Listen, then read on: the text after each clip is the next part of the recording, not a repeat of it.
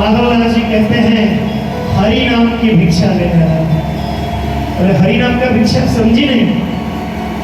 आप अपने मुख से एक बार हरे कृष्ण महामंत्र बोलिए, यही मेरी भिक्षा है।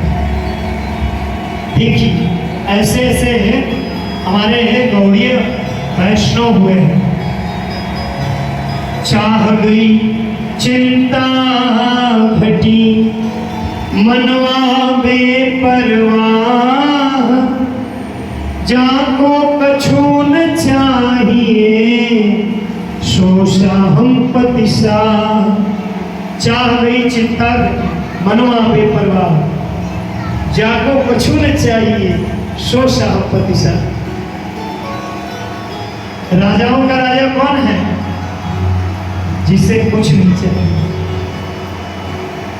जिसकी कोई कामना नहीं है, जिसकी कोई चाह नहीं है। आप लोग भक्ति में अगर आगे बढ़ना चाहते हैं तो हमारे वैष्णव आचार्य एक श्लोक लिखते हैं, क्या? भुक्ति मुक्ति सिद्धि कामी सकल यशांत। भुक्ति मुक्ति सिद्धि कामी सकल यशांत।